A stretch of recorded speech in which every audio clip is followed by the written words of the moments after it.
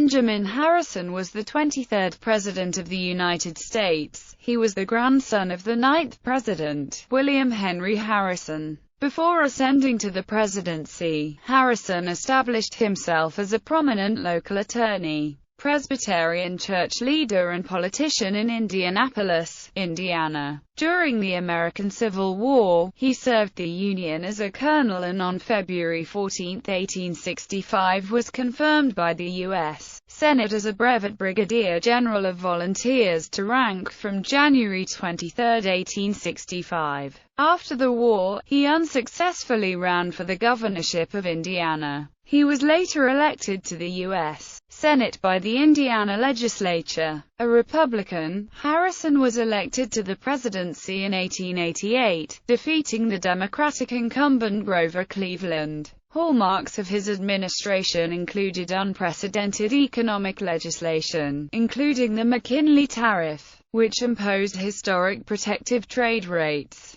and the Sherman Antitrust Act. Harrison facilitated the creation of the national forests through an amendment to the Land Revision Act of 1891. He also substantially strengthened and modernized the Navy, and conducted an active foreign policy. He proposed, in vain, federal education funding as well as voting rights enforcement for African Americans during his administration. Due in large part to surplus revenues from the tariffs, federal spending reached $1 billion for the first time during his term. The spending issue, in part, led to the defeat of the Republicans in the 1890 midterm elections. Harrison was defeated by Cleveland in his bid for re-election in 1892, due to the growing unpopularity of the high tariff and high federal spending. In 1900, he traveled to Europe as part of the case and, after a brief stay, returned to Indianapolis. He died the following year of complications from influenza. Although many have praised Harrison's commitment to African Americans' voting rights, scholars and historians generally regard his administration as below average, and rank him in the bottom half among U.S. presidents. Early life, family and education. Harrison's paternal ancestors were the Virginia Harrisons. Their immigrant ancestor was Benjamin Harrison, who arrived in Jamestown, Virginia, in 1630. The future President Benjamin was born on August 20, 1833, in North Bend, Ohio, as the second of 8 children to John Scott Harrison and Elizabeth Ramsey. Benjamin was a grandson of President William Henry Harrison and the great-grandson of Benjamin Harrison V., a Virginia governor and signer of the Declaration of Independence. Harrison was 7 years old when his grandfather was elected president, but he did not attend the inauguration. Although Harrison's family was distinguished, his parents were not wealthy. John Scott Harrison spent much of his farm income on his children's education. Despite the family's meager resources, Harrison's boyhood was enjoyable, much of it spent outdoors fishing or hunting. Benjamin Harrison's early schooling took place in a one-room schoolhouse near his home, but his parents later arranged for a tutor to help him with college preparatory studies. Harrison and his brother Erwin enrolled in Farmers College near Cincinnati, Ohio in 1847. He attended the college for 2 years and while there met his future wife Caroline Lavinia Scott, one of the daughters of the science professor, John Witherspoon Scott. In 1850, Harrison transferred to Miami University in Oxford, Ohio and graduated in 1852. He joined the fraternity Phi Delta Theta, which he used as a network for much of his life. He was also a member of Delta Chi, a law fraternity which permitted dual membership. Classmates included John Alexander Anderson, who became a 6-term congressman, and Whitelaw Reid, who ran as Harrison's vice presidential candidate in his presidential re-election campaign. At Miami, Harrison was strongly influenced by history and political economy professor Robert Hamilton Bishop. Harrison joined a Presbyterian church at college and, like his mother, became a lifelong member. After completing college, Harrison took up the study of law as a legal apprentice in the Cincinnati law office of Storer and Gwynn. Marriage, family and early career. Before completing his law studies, Harrison returned to Oxford to marry Caroline Scott.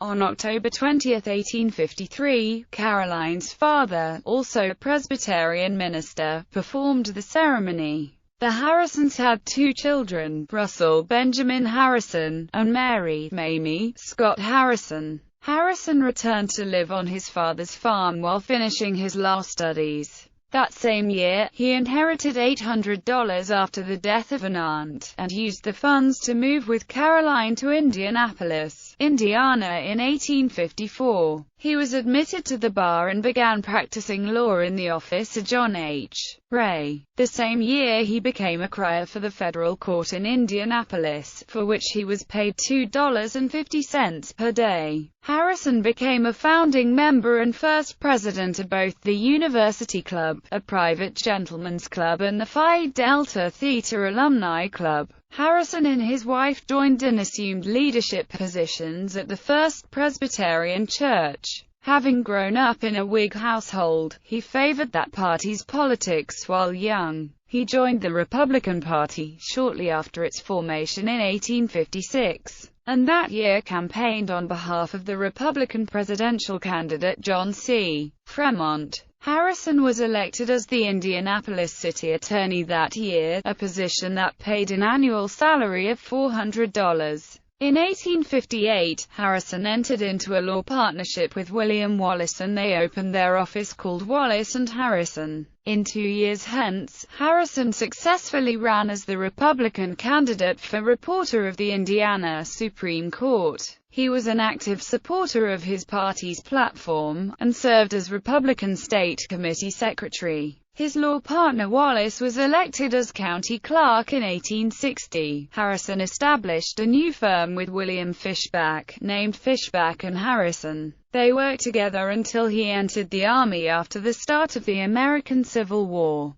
In 1862, President Abraham Lincoln issued a call for more recruits for the Union Army. Harrison wanted to enlist, but worried about how to support his young family. While visiting Governor Oliver Morton, Harrison found him distressed over the shortage of men answering the latest call. Harrison told the governor, "If I can be of any service, I will go." Morton asked Harrison if he could help recruit a regiment, although he would not ask him to serve. Harrison recruited throughout northern Indiana to raise a regiment. Morton offered him the command, but Harrison declined, as he had no military experience. He was initially commissioned as a captain and company commander on July 22, 1862. Governor Morton commissioned Harrison as a colonel on August 7, 1862, and the newly formed 70th Indiana was mustered into federal service on August 12,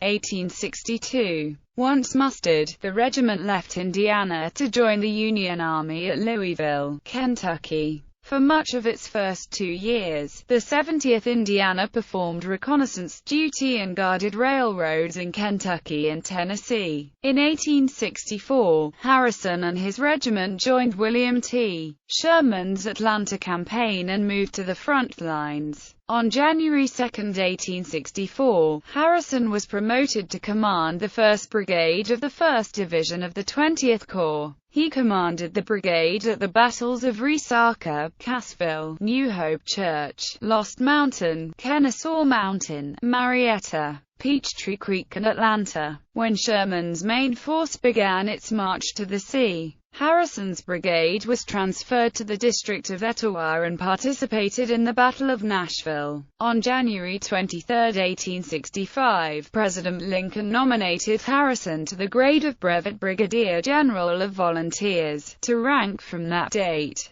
and the Senate confirmed the nomination on February 14, 1865. He rode in the Grand Review in Washington, D.C., before mustering out on June 8, 1865. Post-war career. Indiana politics. While serving in the Army in October 1864, Harrison was re-elected reporter of the Supreme Court of Indiana and served 4 more years. Although not politically powerful, the position provided Harrison a steady income. President Grant appointed him to represent the federal government in a civil claim brought by Lambdin P. Milligan, whose wartime conviction for treason had been reversed by the Supreme Court. Due to Harrison's advocacy, the damages awarded against the government were minimal. With his increasing reputation, local Republicans urged Harrison to run for Congress. He initially confined his political activities to speaking on behalf of other Republican candidates, a task for which he received high praises from his colleagues. In 1872, Harrison campaigned for the Republican nomination for governor of Indiana. Former Governor Oliver Morton favored his opponent, Thomas M. Brown, and Harrison lost his bid for statewide office.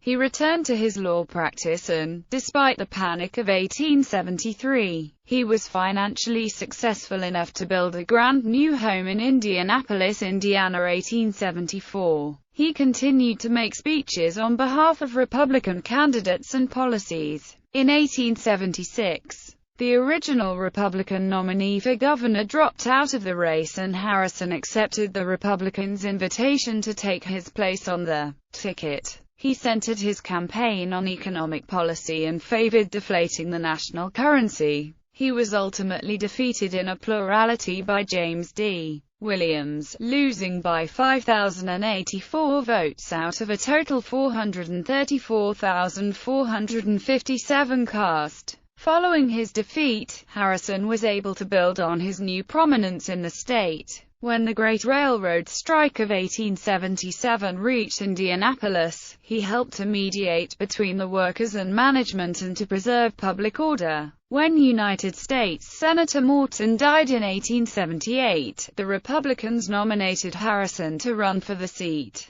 But the party failed to gain a majority in the state legislature, which at that time elected senators. The Democratic majority elected Daniel W. Voorhees instead. In 1879, President Hayes appointed Harrison to the Mississippi River Commission, which worked to develop internal improvements on the river. As a delegate to the 1880 Republican National Convention the following year, he was instrumental in breaking a deadlock on candidates, and James A. Garfield won the nomination. United States Senator after Harrison led the Republican delegation at the National Convention, he was considered a presumptive Senate candidate. He gave speeches in favor of Garfield in Indiana and New York, further raising his profile in the party. When the Republicans retook the state legislature, Harrison's election to the Senate was threatened by his intra-party rival Judge Walter Q. Gresham, but Harrison was ultimately chosen. After Garfield's election as president in 1880, his administration offered Harrison a cabinet position which he declined in favor of continued service as senator. Harrison served in the Senate from March 4, 1881, to March 4, 1887 and chaired the U.S. Senate Committee on Transportation Routes to the Seaboard and the U.S. Senate Committee on Territories. In 1881, the major issue confronting Senator Harrison was the budget surplus.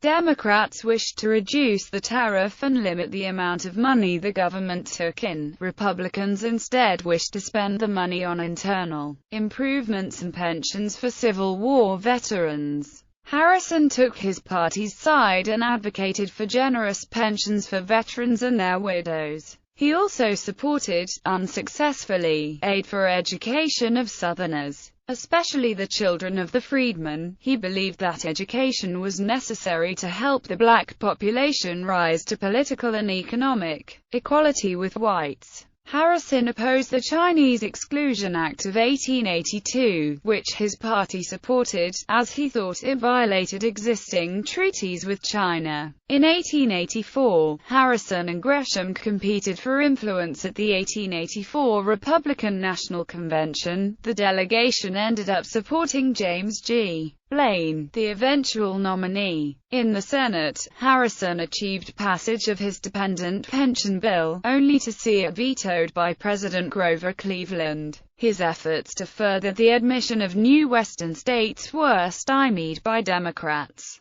who feared that the new states would elect Republicans to Congress. In 1885, the Democrats redistricted the Indiana state legislature, which resulted in an increased Democratic majority in 1886. Despite an overall Republican majority statewide, Harrison was thereby defeated in his bid for re-election. This resulted after a deadlock in the state Senate, with the legislature eventually choosing Democrat David Turpie. Harrison then returned to Indianapolis and his law practice, but stayed active in state and national politics. Election of 1888. Nomination. The initial favorite for the Republican nomination was the previous nominee, James G. Blaine of Maine. After Blaine wrote several letters denying any interest in the nomination, his supporters divided among other candidates, with John Sherman of Ohio as the leader among them. Others, including Chauncey Depew of New York, Russell Alger of Michigan, and Harrison's old nemesis Walter Q. Gresham, now a federal appellate court judge in Chicago, also sought the delegates' support at the 1888 Republican National Convention. Blaine did not publicly endorse any of the candidates as a successor. However, on March 1,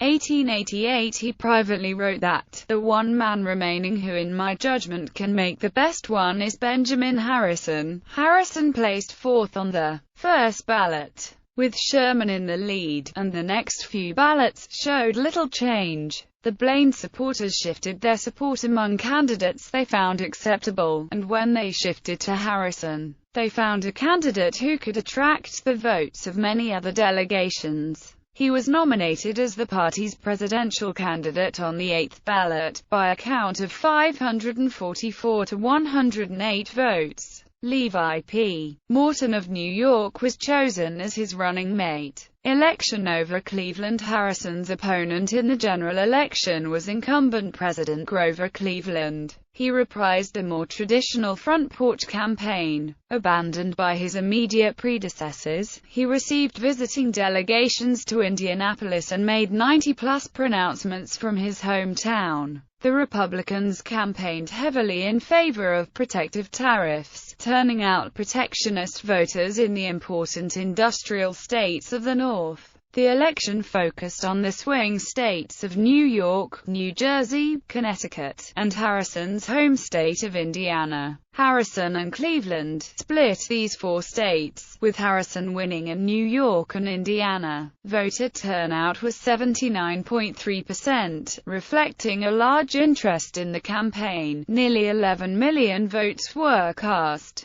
Although Harrison received 90,000 fewer popular votes than Cleveland, he carried the Electoral College 233 to 168. Allegations were made against Republicans for engaging in irregular ballot practices. An example was described as blocks of 5. Although he had made no political bargains, his supporters had given many pledges upon his behalf. When boss Matthew Key of Pennsylvania, who rebuffed for a cabinet position for his political support during the convention, heard that Harrison ascribed his narrow victory to Providence, Key exclaimed that Harrison would never know how close a number of men were compelled to approach the penitentiary to make him president. Harrison was known as the Centennial President because his inauguration celebrated the centenary of the first inauguration of George Washington in 1789. In congressional elections, the Republicans increased their membership in the House of Representatives by 19 seats.